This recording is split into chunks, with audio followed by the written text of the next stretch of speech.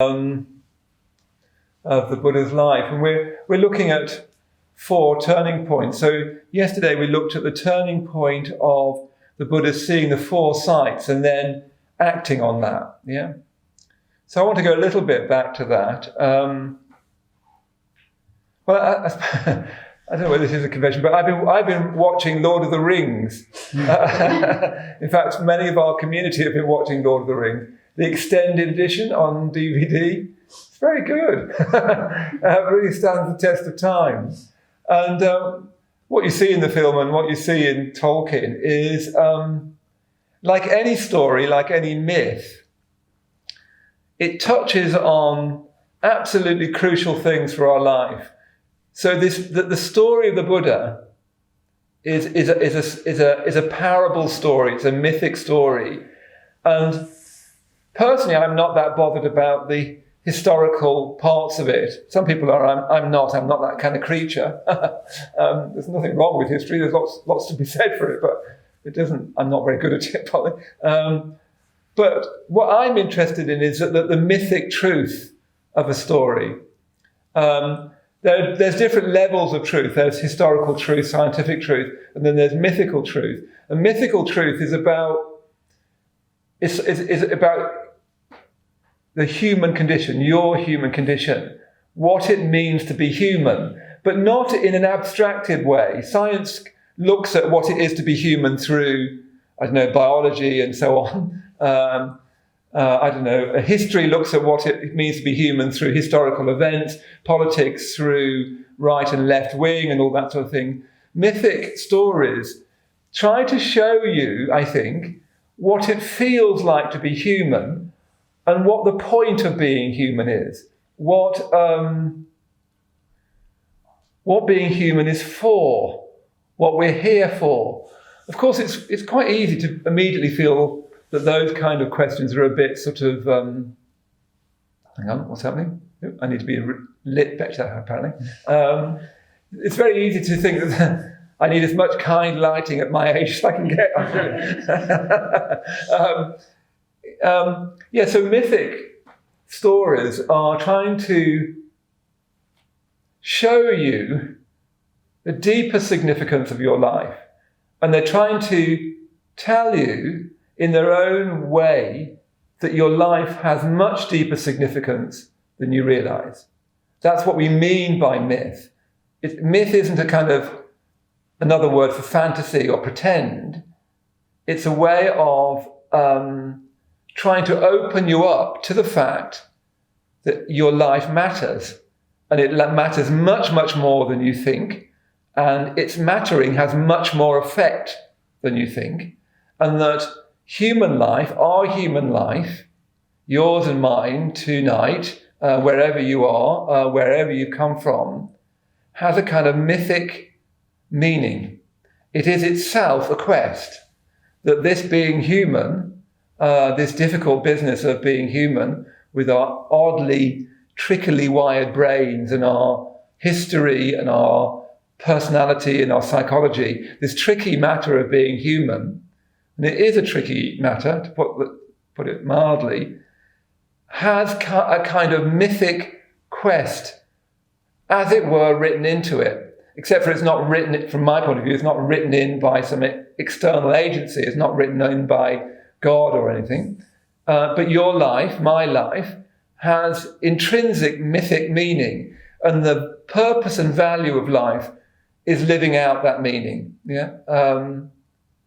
So it's really striking, isn't it? If you look at Lord of the Rings, Frodo and Sam, their innocence, the hobbits in Lord of the Rings, their innocence, they're even small, like children, which I think emphasizes their childlikeness, and they're often thought as being childlike. And they often say in the films or in the book, we're not big warriors, we can't fight, we can't affect anything very much. We come from this small little hobbit place, and we're small little people they like growing things. It's interesting, they're very in touch with the earth. Also, you've got myths of childhood, innocence, being in touch with the earth. They live a very communal life.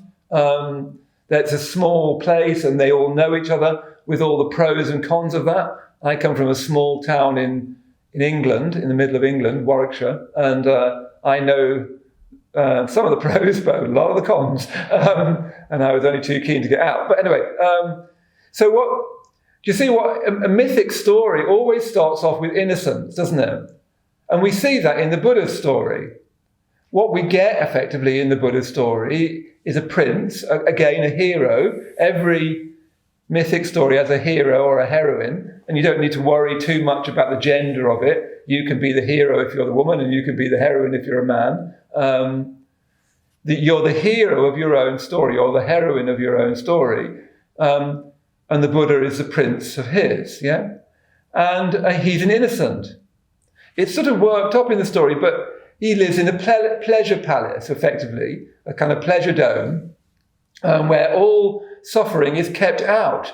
And that's very like our life as a child, or at least it's what our life as a child would ideally be like. Some of my friends have had a life a little bit like that. Mine wasn't so much like that. But, you know, that sense of being loved unconditionally by your parents. Some of us have been lucky enough to have that. I know many people haven't, but, you know, being loved, being looked after, of that innocent time where you and the world, you and place, feel utterly unified. I've been thinking more and more about homesickness. I sometimes have homesickness and I don't know what home I'm sick for. I think homesickness can be sort of metaphysical. You can yearn for that sense of being happily connected with everything around you, at home in yourself and at home in a place, in that kind of prelapsian, to use a Christian thought, but in that sense of innocence, yeah? And the Buddha was like that. He's in this world of pleasure, of happiness. All troubles are kept away. Sometimes it was lovely walking in the park.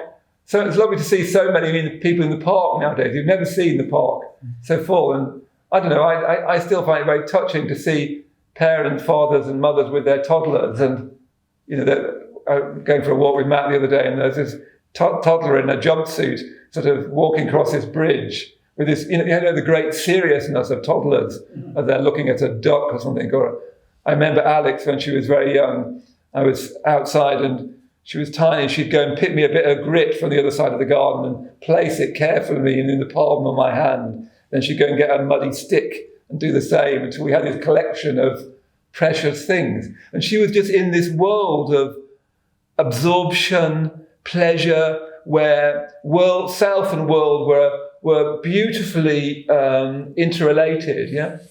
So all mythic stories start with innocence, just like the hobbits are innocent, but they have a quest. And, you know, Frodo bears a ring, and everybody has a quest, but they need to wake up to that quest. And that quest is your human life. It's not anything else apart from that. Your life is already a quest. What Buddhism is a way of, I think, the best way of working out that quest. Of course, I would say that because I'm a Buddhist, but that's what I think, and I can say it. I think it's the best way of working out that quest. So what then happens to the Buddha is Buddha-to-be rather, he sees old age, sickness and death, and he sees him, as Donna Utah said last night, as if for the first time. So he's awoken out of innocence, isn't he? He's shaken awake from that innocent pleasure of being a little boy, from that toddler, from that child where everything goes his way, where everyone loves him, protects him, tells him, oh, no, that you don't need to be frightened of that, nothing will happen. Suddenly you have to be woken up from that, yeah? For me, the beginning of my spiritual life started when I was 8, when my grandmother died. My grandmother really loved me, my grandmother. She said I had character. I don't think she thought I had much else, but she said I had character. And she rather took to me. And I used to run round to her. She lived next door. She used to wear black all the time because her husband had died 40 years before. And she wore black ever since her husband died, including a little black bonnet. And she used to have these huge ulcerations. So you have to imagine this. She died when she was 93, and you have to imagine a little old lady, all in black, with these huge ulcerations, like some sort of mythic, like something from Lord of the Rings. I remember when my mother said to her, when you're 100, you'll get a telegram from the Queen. Because in those days, when you got to 100, you get a telegram to the Queen. And she said, it's not the telegram I want, it's the bloody money. Because you also got £100 in those days. Anyway, I'm afraid she never got to 100. But when she died, my parents took me up to see her, her lying on the bed, dead. And I remember my mother saying, oh, she's asleep, and my father saying something like she's gone to a better place. And I had seen my grandmother asleep, and she definitely wasn't asleep.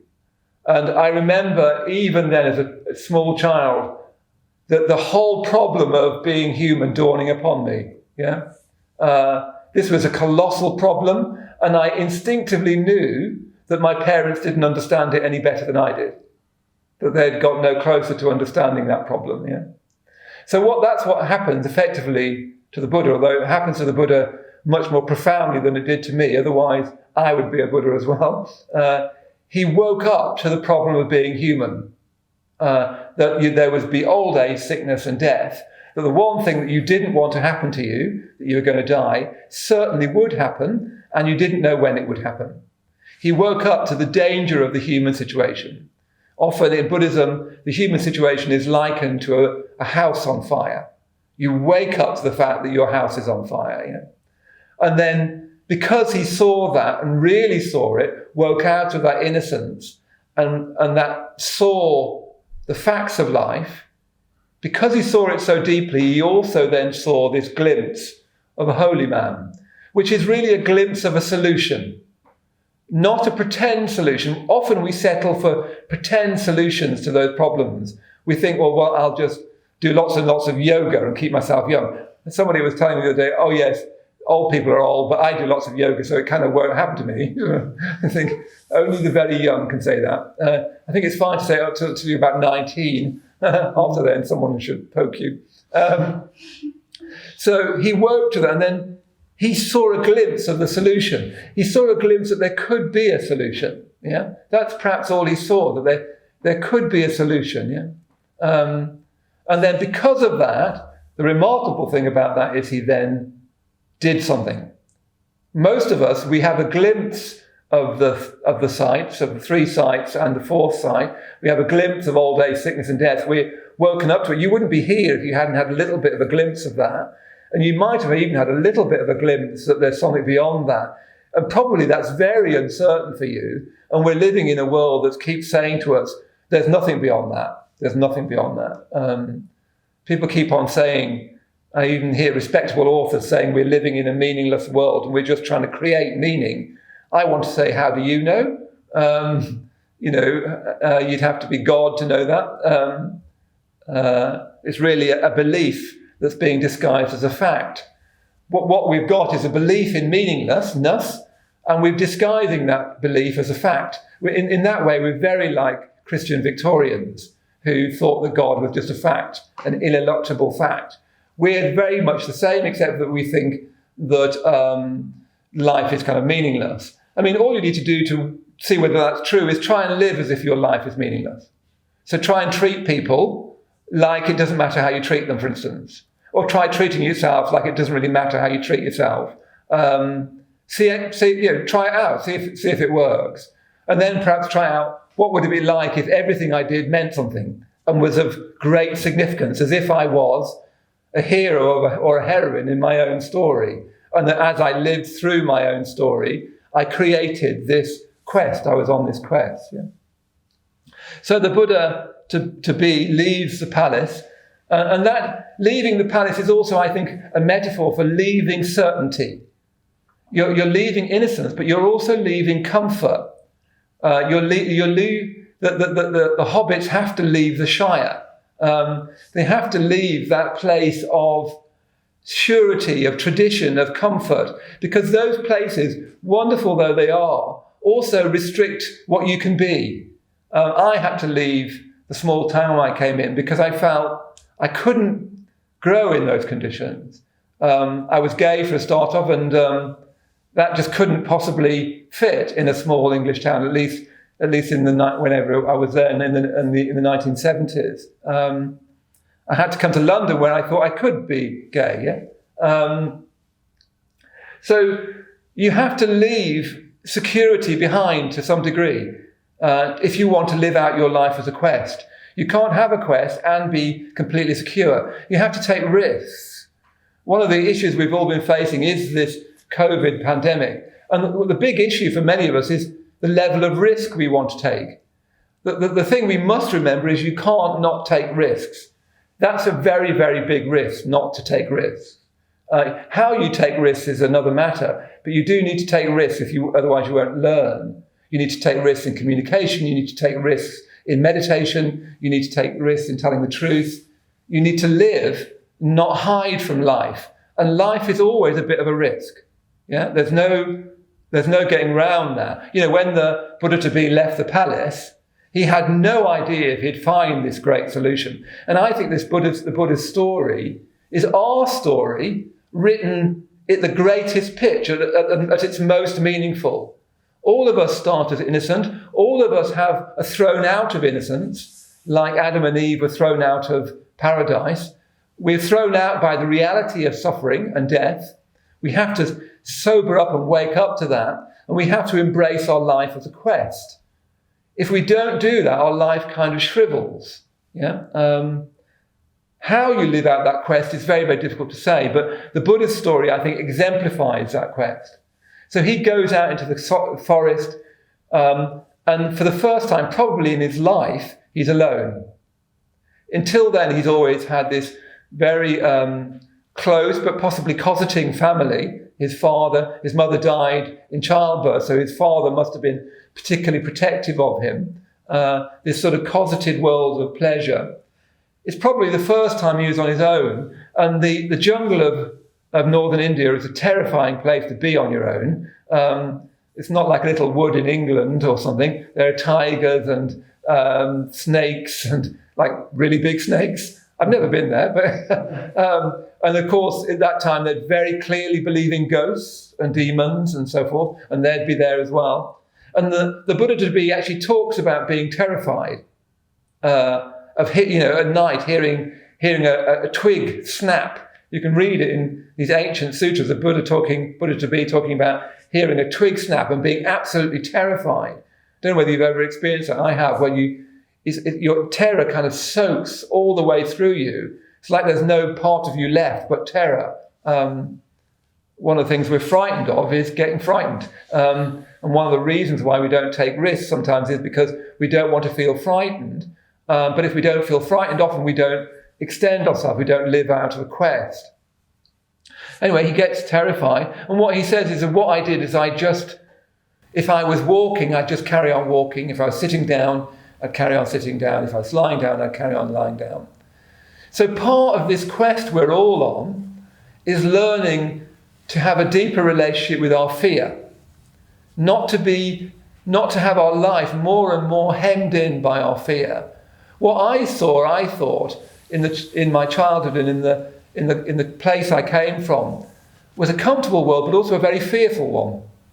People were frightened. You could see that they were frightened of themselves, frightened of what was happening, frightened of their dreams, frightened of their nightmares, in a certain sense frightened of each other.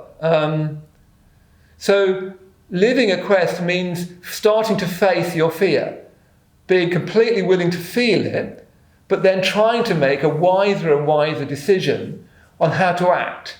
Yeah? And sometimes the best way to act, if you're frightened, is to run right away. That could be a really good way of acting. I was very frightened of my brothers, and what I did with my brothers is I ran away and cried. What I should have done is hit one of them. That would have been actually a wiser thing to do when I was 8. I have 3 older brothers. I should have hit one of them. Anyway, let's not go there.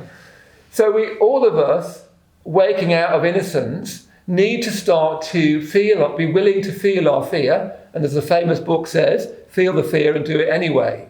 Do the thing that you know to be in your own genuine interest. Otherwise, it's so easy as you get older. I'm 59 now, but as you get older, your life can get more and more circumscribed by your fear. You can basically live less and less. And one of the threats of this international pandemic is that we'll all start to live less and less of life. And that's a real shame because we won't get it back. We won't get last year back and next year back. We've got to find ways of living into life. Yes, we need to do that as carefully as we can, so we do what we can to help ourselves and each other. But we can't put life on hold because life just slips through our fingers.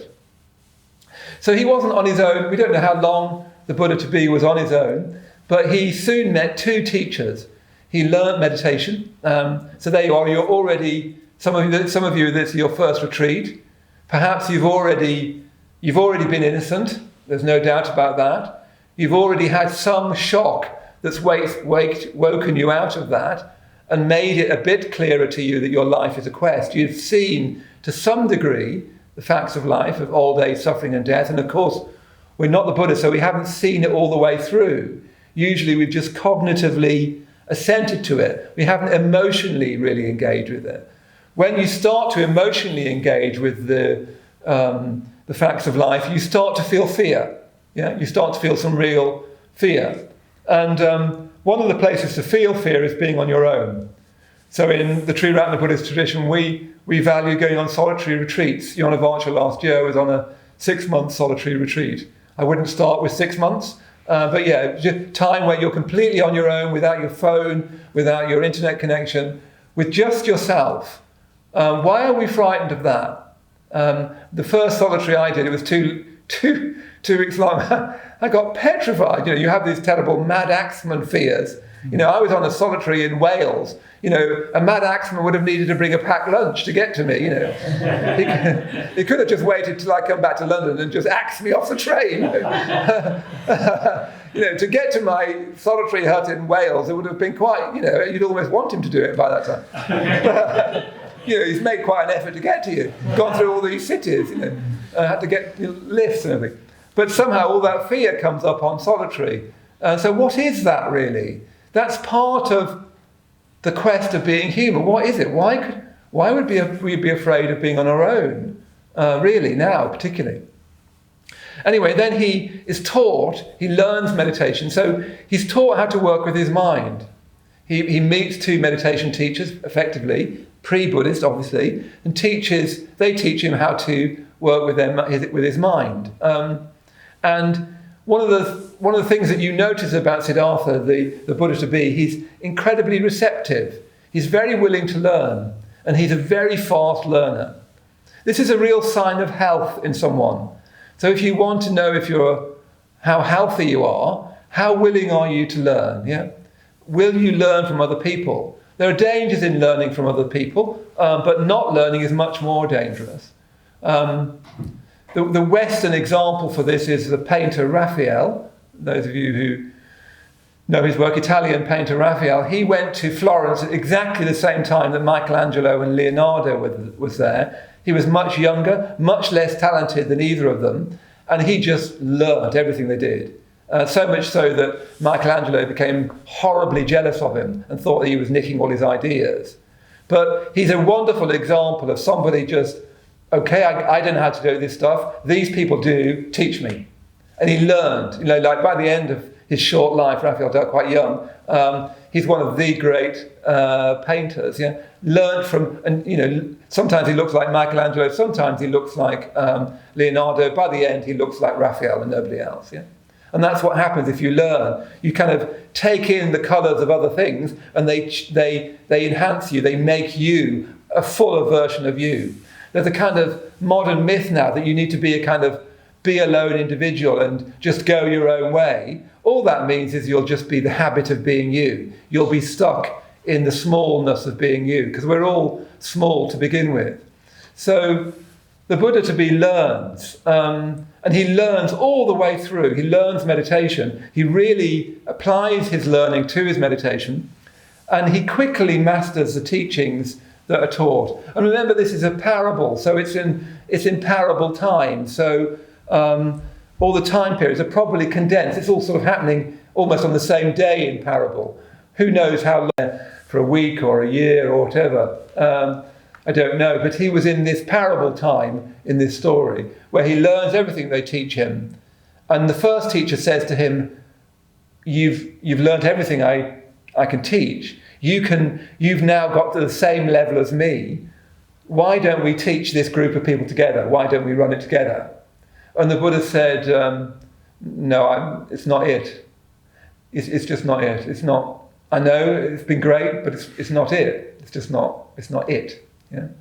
And then he goes to the second teacher, learns everything that the second teacher says, and the second teacher is even more impressive. He says, actually, you've learned more than you're better than this and me. You have a deeper understanding of this and even that I've taught you.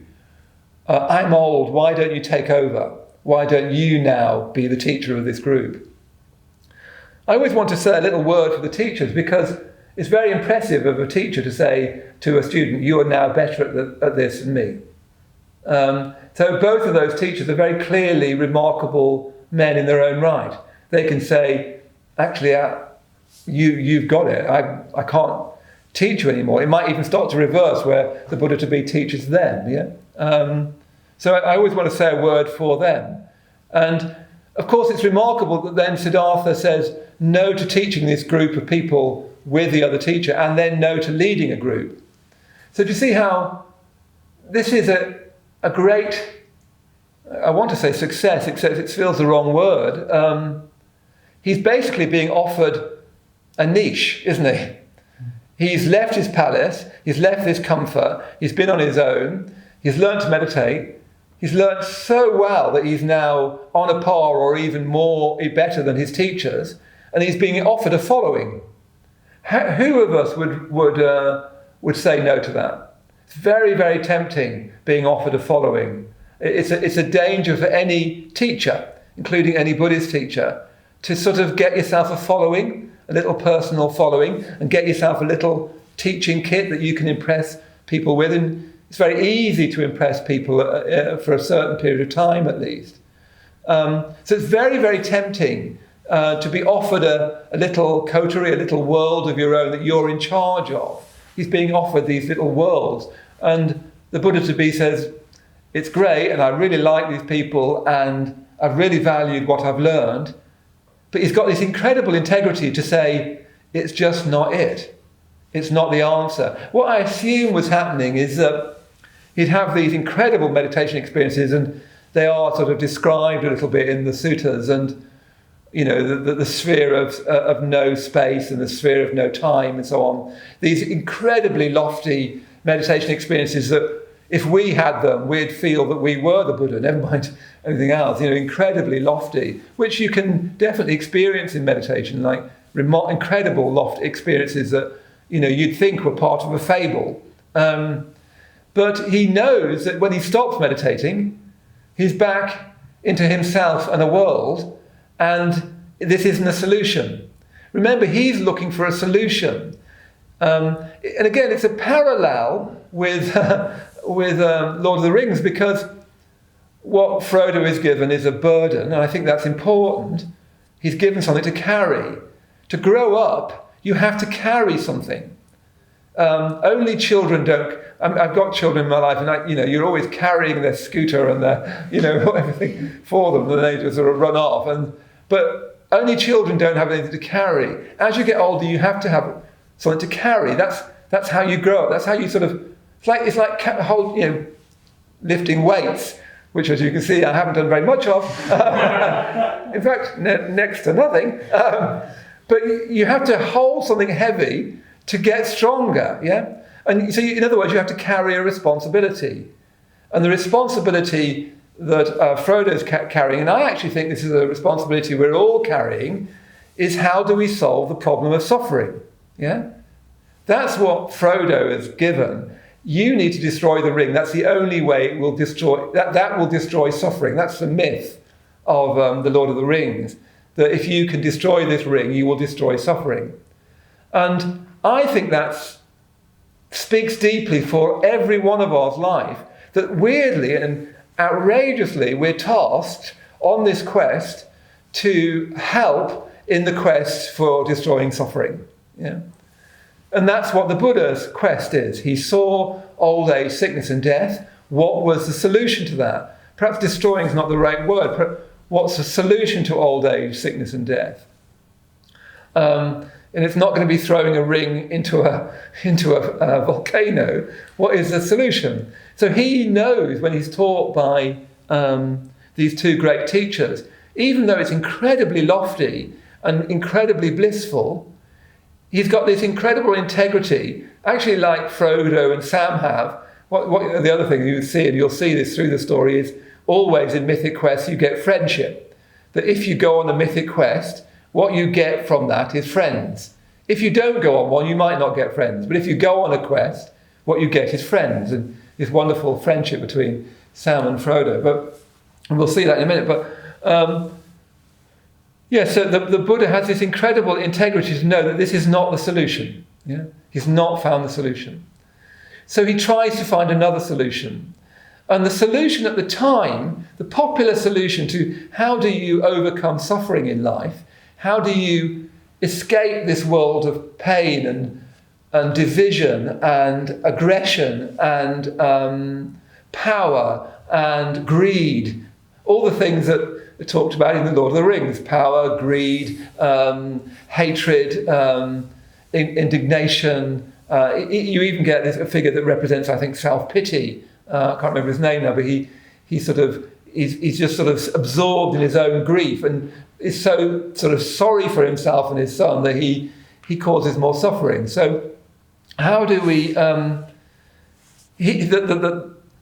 The thing on offer to him, how do you leave that world of suffering, was to starve yourself, basically, was to practice asceticism, was to push yourself to the edge of endurance so that you released your spirit from the body. So the idea was that the body was the locus of suffering, that all suffering comes through your body, your death, illness, all that's through your body. And if you could somehow get out of your body, if you could leave your body, you would no longer suffer.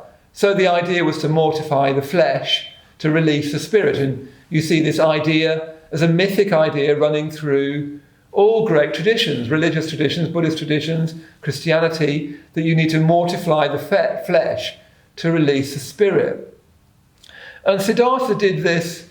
He seemed to be this remarkable man who could really apply himself. When he decided to do something, he could apply himself 100% to that. And one of the things we're trying to learn, I think, from his story is how can we actually really engage with our life? We can't live a quest unless we're engaging with it. And golly, nowadays, it's so difficult to engage with your life, isn't it? I keep finding myself looking at my wretched phone again. I seem to be addicted to emails, and I don't necessarily read them. I just see them come in and hope for a nice one.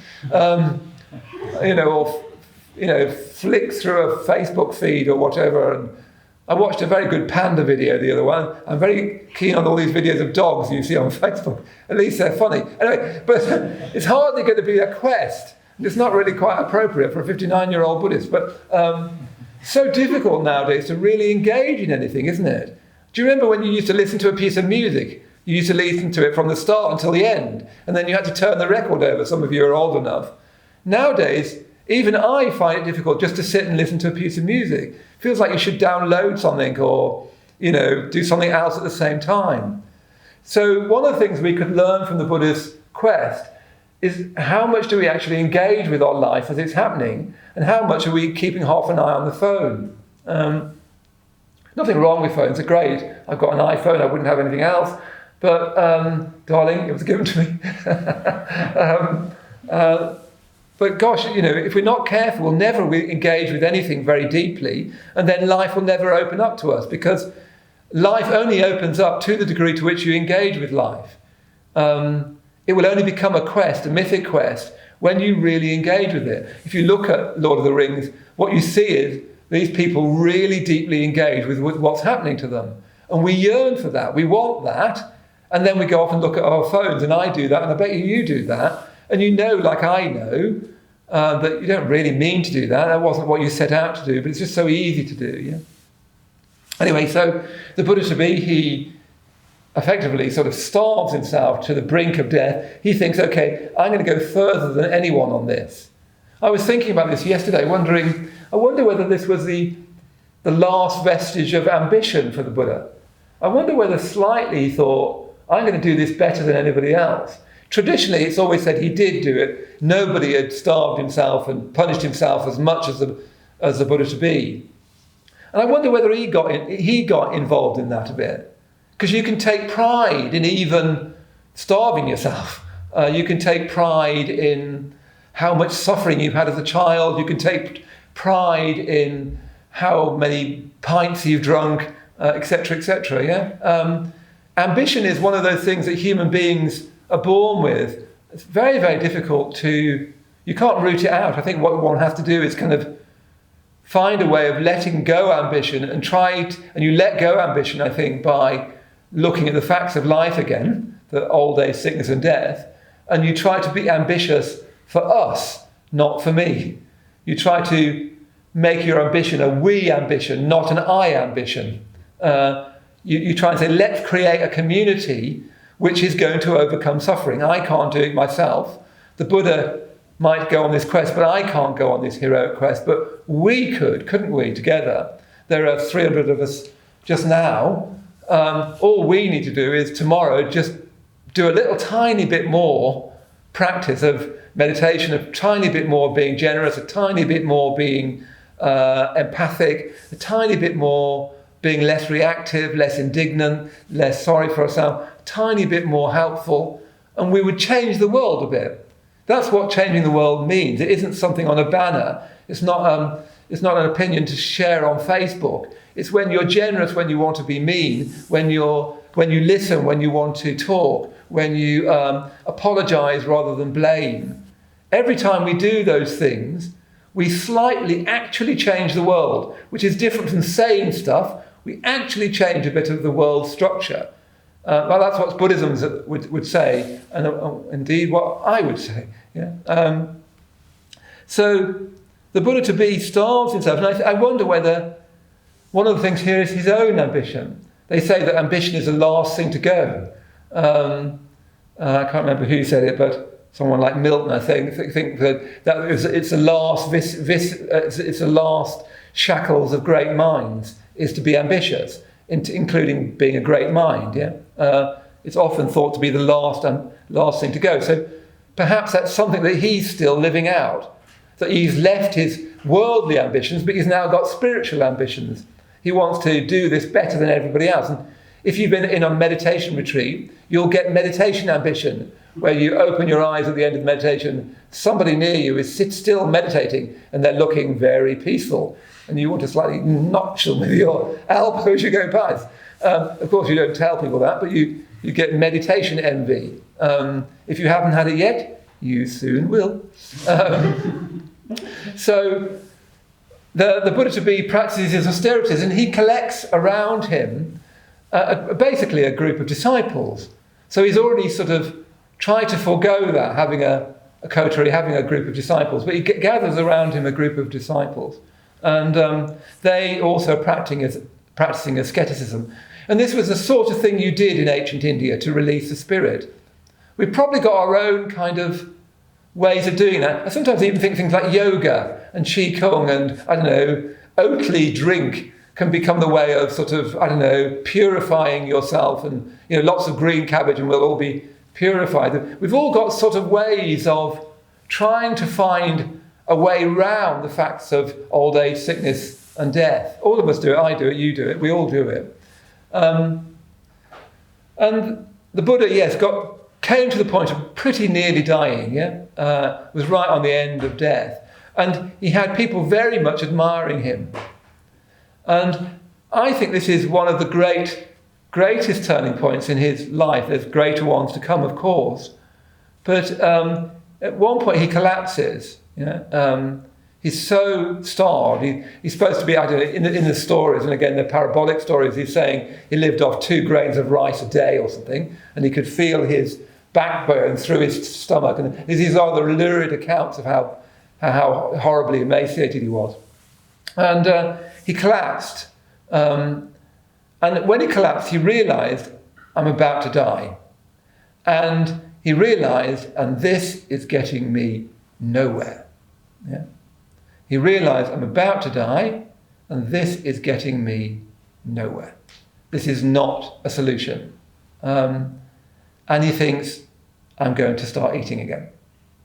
Now, to us, that might not seem so much, but it's incredible. If you think of the things that we invest in, and we invest time and energy, for us it would be money, and when to really think, this is not helping me, I'm going to stop doing it. Yeah. So this is an incredible moment where the Buddha-to-be realizes he was wrong. Yeah. That he was wrong. And this is part of all of our mythic quest. Just as we need to learn to be alone, just as we need to learn to see the facts of life, just as we need to face our fear, just as we need to learn and be vulnerable enough and receptive enough to learn, we also need to, perhaps now more than ever, admit that we were wrong. Yeah? Be able to say, I was wrong there. I got that wrong. That wasn't helping. That didn't help. It didn't help me. It didn't help you. Very, very difficult thing to do. To just think, actually, I've been saying that all this time. I've been doing that all this time. Actually, I don't think that was helpful. And that is something that's going to be part of any mythic quest, I hope, is that we realise that we've been wrong. I've had my own experience of that just very recently, where I realised I've not given anywhere near enough attention to the Maitreyabandhu practice. I had all kinds of impressive reasonings why, but I had to realise, and my whole community laughed at me, that I had been wrong. Yeah, that I hadn't helped myself by doing that, and I'm having to go back to things that I should have really, not should have, but I needed to have learned when I was much younger. So all of you, and myself included, will need to learn that we're wrong. So it's interesting as well, I think in this case, what you've got here is also the terrifying power of ideology. Because what really the Buddha-to-be is involved in this moment is a kind of ideology. This is what you did to release the spirit and solve suffering. He believed in that ideology against his experience. Ideology can become so strong that you don't actually read your own experience. You really can think, if I just got thin enough, it's like anorexia, isn't it? If I just got thin enough, then I'd be beautiful. And your whole actual experience is telling you that you will die if you carry on like this. And your theory can stop you from seeing that, yeah? So what he's had to do is let go of his ideology and really see, this is going to kill me if I carry on like this. And that will not be the solution to old age, sickness and death. So it's an incredible letting go of ideology. And what happens when you do that is your friends leave you. And that's what happens to the Buddha-to-be. So what happens is somebody basically, there's a passing milkmaid who gives him some food. It's called milk rice, but it's basically rice pudding. That's what we would call it. The first meal that the Buddha has, and the last meal before he gets enlightened, is rice pudding. So we could all, I'm a great believer in rice pudding. So he eats this rice pudding, milk rice, as they call it, basically rice pudding, probably with oat milk and, oatmeal topping and, chia seeds and so on. And as soon as his friends see him doing this, they say, look, he's renounced. He's going back to the good life. He's gone back to being a prince again. And they leave him in disgust. So he's no longer following their ideology. So they abandon him. They reject him. They cancel him. To use the modern lingo, they cancel him. They just say, he's nothing. He's nowhere. He's gone back. And interestingly, that what they use against him is his background. They say he's going back to his life of luxury as being a prince. I mean, all he's had is a bowl of rice pudding. I mean, one would hope that the average prince gets a bit more than that. But the first thing his friends do is say, he's just going back to being a pampered prince again. Which makes you think that underneath it, there was still these caste and class resentments, that they hadn't been changed, yeah? They can linger. All sorts of poisons can linger under the surface. One of my terrors is that the poison of nationalism could, if the global situation gets worse, you'll start to see the poison of nationalism arise again, for instance. It often lives under the surface, and then until times are very difficult. Yeah.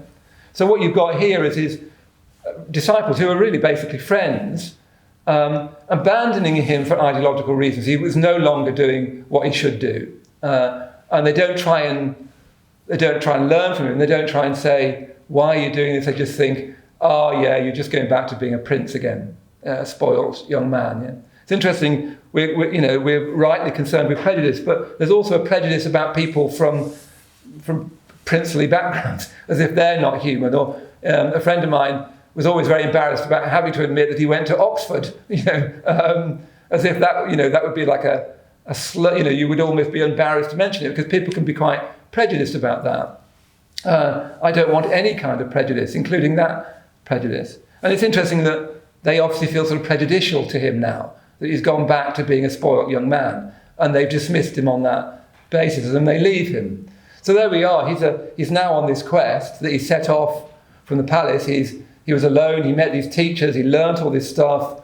He then tried this asceticism, which is everybody who was serious about life was trying to do, and realised, tell you what, didn't work, and then was abandoned by his friends because of that, and then was more alone than ever. Yeah.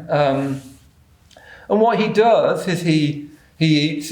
I imagine him. He's at the edge of a river, and I imagine him eating more, getting his strength back.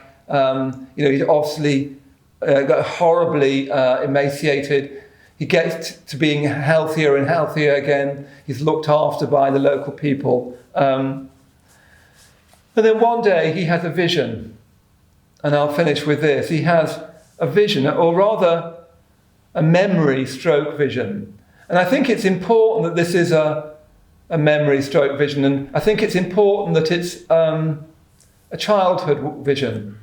I was just watching Lord of the Rings, and at one point they're going up the mountain, and they're going up the Mount Doom and then it looks like they're going to die, and Sam just talks to Frodo about the Shire, and do you remember this, and do you remember that? He tries to bring back his childhood. He tries to bring back that innocence, yeah?